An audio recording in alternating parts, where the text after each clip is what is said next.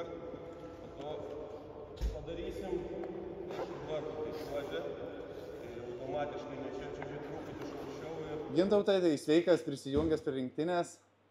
Kokios nuotaikos rinktiniai, kaip sekasi, kokios pas patį nuotaikos? Nu, nuotaikos geros, visada smagu grįžti į rinktinę ir čia dėl ko aš žaidžiu visą sezoną, kad grįžti su Chebra ir gerai praleisti laiką. Ir tikrai viskas faina, aš čia atvažiavau biškį vėliau, bet Chebra dirbo, stengiasi, tai nieko, po biškį įsivažiuojam.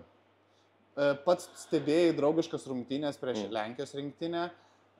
Kaip pats vertini galbūt mūsų pasirodymą tose kontrolinėse? Nu, tikrai, man atrodo, vyrai stengiasi ir neblogai sužaidė.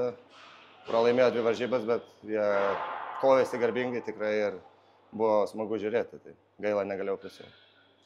Turėsim dar čia kelias savaitės stovyklos, paskui išvyksime jau į Estiją. Kaip pats manai, ko galim tikėtis iš to pasiruošimo dar iki čempionato? Nu, tai reikia tiesiog dirbti, šlifuoti derinius ir čia kaip kiekvienais metais, čia nieko naujo ir tiesiog stengtis įgauti geriausią formą prie link čempionato, kad jau čempionato metu galėtume kovoti ir laimėti varžybas. Gerai, tai ačiū ir sėkmės pasiruošimui. Dėkui.